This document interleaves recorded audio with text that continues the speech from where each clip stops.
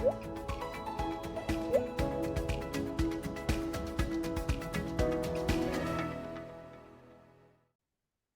right, so today we have a very special guest, Sean Elliott. Thank you so much for coming on. All right, thanks for having me, Nicole. Absolutely. Well, to all the listeners, we're in for a massive treat today. As everybody knows, I like to start my podcast off with a cheers. So I've already had 2 coffees today, so I'm on water. So cheers to you, Sean. Thanks so much for coming on. All right, yeah, looking forward to sharing with you. Great. So the second thing is I always like to dig in and do some homework, so our guests know exactly who you are. So I wanted to take a couple minutes and let everybody know what people say about you, because I think it's important for our listeners to get a really good understanding of how cool you are, the impact that you've been making in your career. So you can this is the part where you get to sit back and relax. So if you have a glass with you, I'd like to cheers to you as well for all the great work you've been doing with several different people, which we'll hear about, because you've truly been making an impact. So you ready for this? Sure. All right. Okay. All right, here we go. Sean is an amazing motivator. I had the opportunity of having Sean as my co-op consultant, and he taught me so many valuable lessons in life. Sean helped me see the challenges as an opportunity for growth and motivates me to do better every day. Ah, so sweet. That's a good one. That's cool. Sean is a passionate individual with whom I've had the pleasure to work with on various projects during my time at Seawell. Sean is dedicated, self-motivated, knowledgeable, and very capable. He's not only a reliable and forward-thinking regional associate director, but also a very inspiring team player. And Sean was able to leverage his expertise in work integrated learning and his knowledge of post-secondary sector to understand projects and encourage innovation.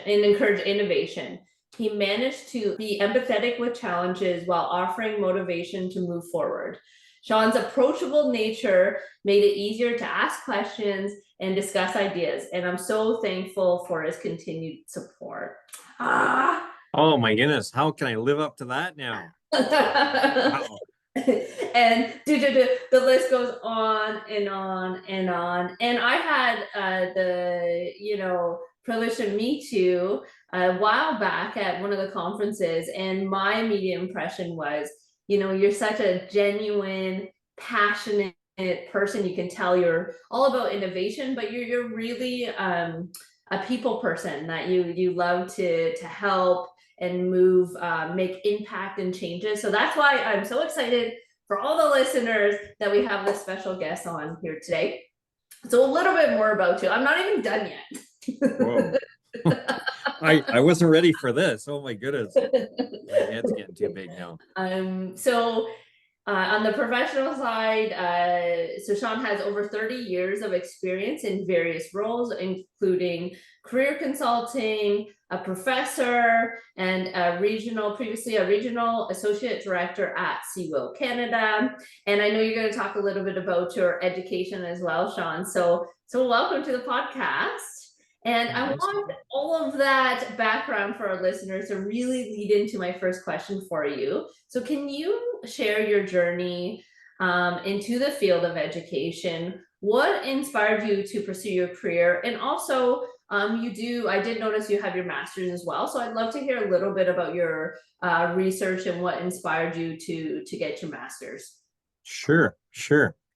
Yeah, last summer I finished up an amazing experience with the Seawell Canada team as the regional associate director for Central Region, and then I came back to my home institution at Georgian College in a new role in career success support work, as well as I also started teaching at George Brown College in a graduate program there.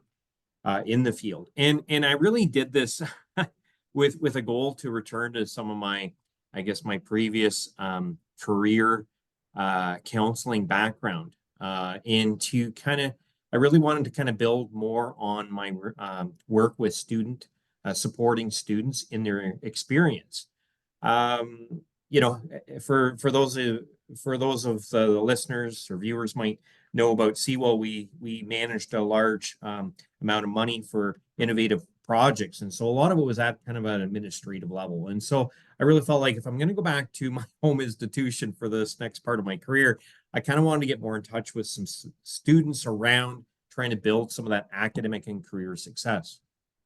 So previously in higher education, I had worked in other areas like admissions and student recruitment and cooperative education, employer relations. I had done some work in apprenticeship initiatives and skilled trades events. But before working in post-secondary education, I'd also worked a fair bit with the school boards in the region. And I also was an agency director for a residential youth treatment center. And I guess in my work in both the community sector as well as the school boards, I had done a fair bit of work with at-risk youth, with youth justice programs and community agencies. And so my journey, I have to say, my journey into the field of education has been a bit of a personal triumph out of the ashes story, though, Nicole. Yep. So Okay. can I just share a little bit of that around my I'd love to hear personal that. lived experience? That because the question was about education and my career journey. And I thought, oh my goodness, like this is so crazy because this is something that I probably kept quiet for Okay. many, many years of my career. And it was probably just this last 5 to 7 years that I've started to realize there's a story to this as it relates to education and career. Okay. And so before starting my own college and university journey myself, I was actually probably one of the least expected people to even complete, maybe even to enter post-secondary Okay. education, because as a former foster youth, Yep. I actually came from a very violent, dysfunctional family background.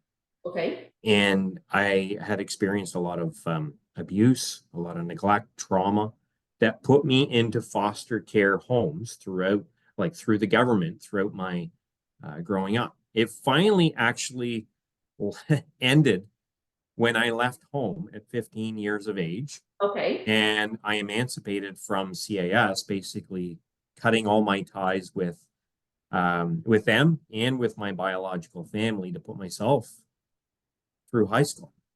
Wow. So when I graduated high school, I actually had 3 jobs to cover my bills and to Wow. survive while many of my peers got to party on their parents' support. Yeah. Yeah. Wow. And so the research actually in Canada is that less than 44% of former foster care students will actually graduate from high school. Wow. And out of that number, less than 5% will complete post-secondary education. Wow. So for me, like the journey was quite, a challenge. Yeah. And then when I looked at what I was going through now, looking back, reflecting, I'm like, I don't know how I got over that. But Yeah. many of my peers in high school, I mean, that were heading off to university, here I was trying to just get my applications off because at that time, you had to provide information from your parents' tax return to get OSAP. Okay. And Oh, so what did I you couldn't talk to do? them. And what am I going to do? So eventually, after a year, Yeah. after most of my peers had already started university, I was able to get an affidavit from CAS to prove that I was actually living independently and I could not get support from my family. Now, can you imagine most teenagers Wow. having to navigate the legal and financial system to merely just apply for school? Right? Like that's what I had to figure out. So here I am. I'm working at this lumber yard, working at this bar, working at Yeah. this grocery store. I'm trying to figure out how do I get off? Yeah. So just to make a long story short, eventually I did complete an undergraduate degree in human services. I completed a graduate certificate in career development.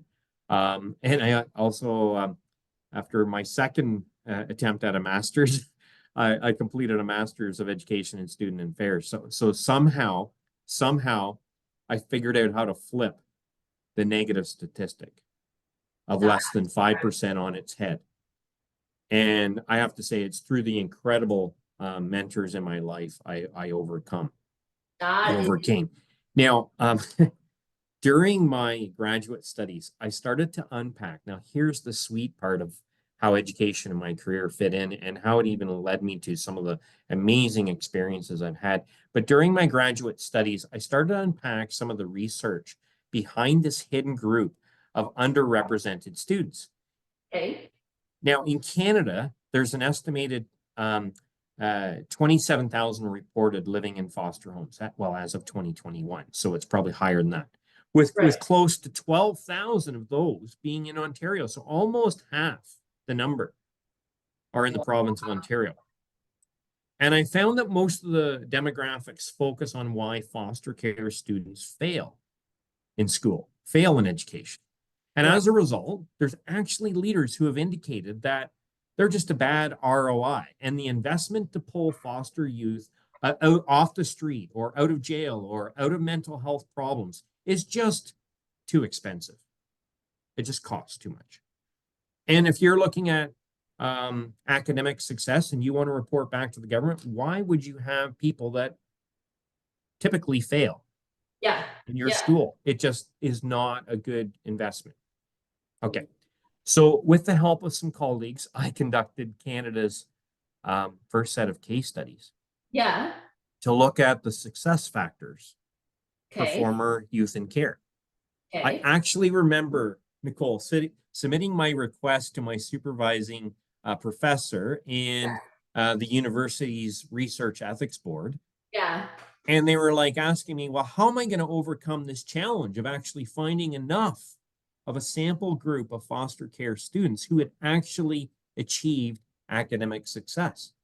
Right? Wow. They're like, well, how are you going to find these people? If the stats are showing that they're hardly out there, where are you going, what are you going to do? Somehow, through, of course, a lot of the mentors and the supporters, I accomplished more than double what I proposed. And I eventually published in the Canadian Journal of Higher Education on my research on the success factors.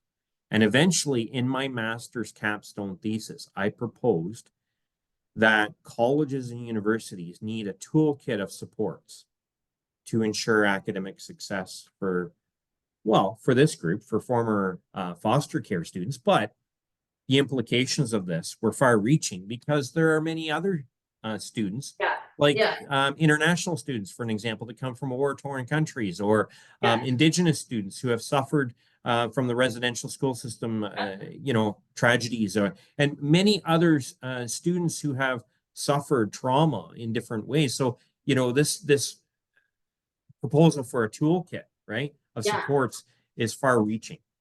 And so I have to say, maybe now in reflection at this stage of my career, I can say maybe this has contributed to my desire through education to serve others who are the underdogs, the Yeah. at-risk, the marginalized, the underrepresented, and even the hurting in my career within community work and education.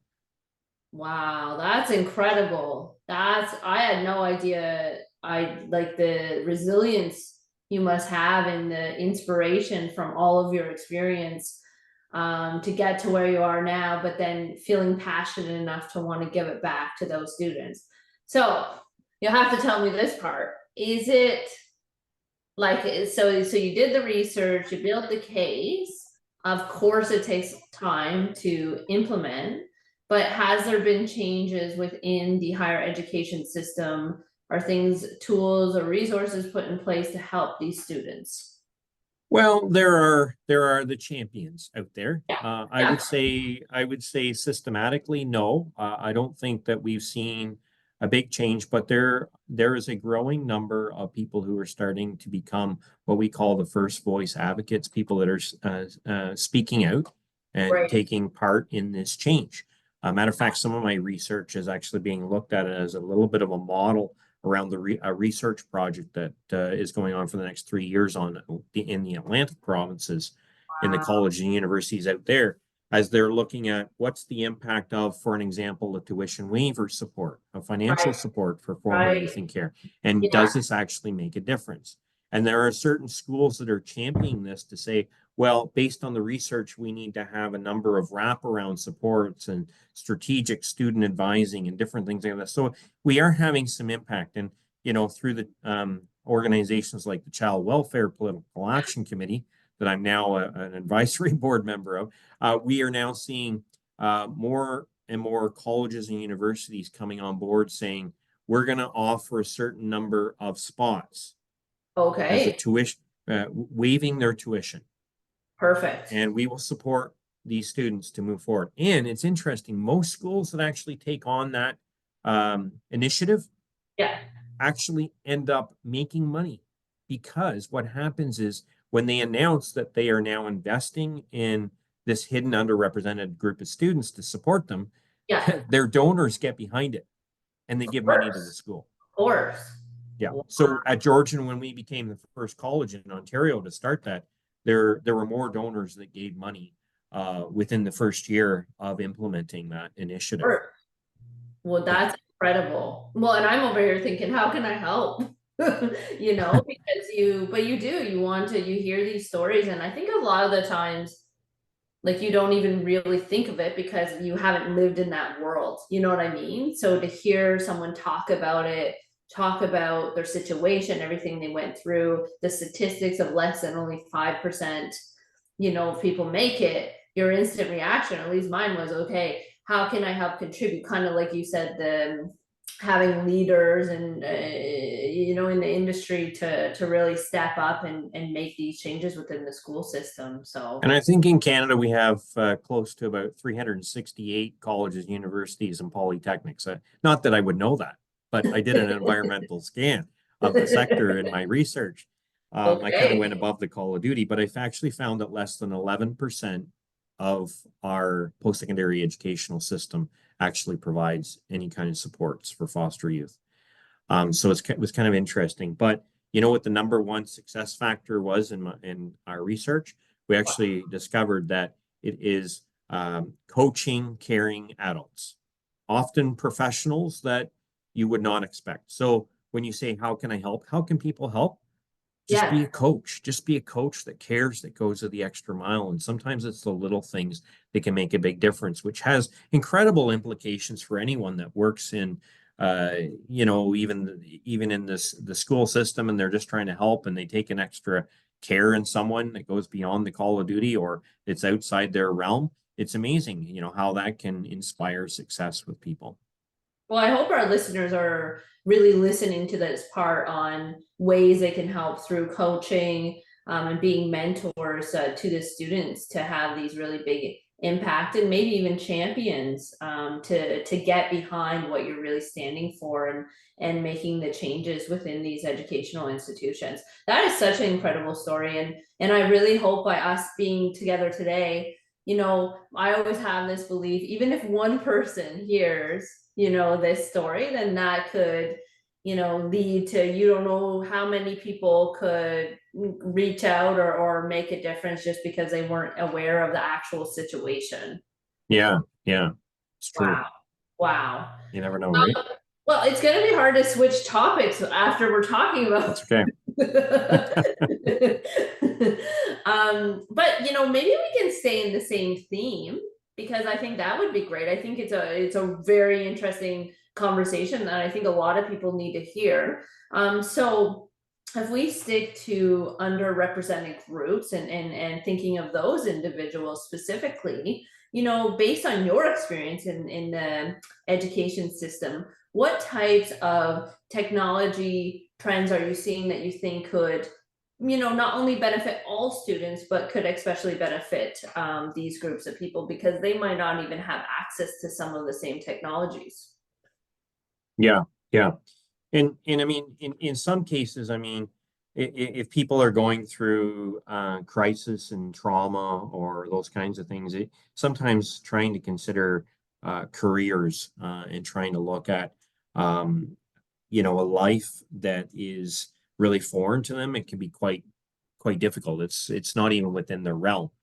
Right. But I mean, here we do need to kind of look at, well, what are some what are some emerging trends, and what Right. are some things that students should be looking at. And I mean, I don't claim to be an expert in the emerging trends or innovations in education. However, I guess through my experience Yeah. and my real commitment, I guess, or my desire to just serve um, others and trying to help them to make a difference.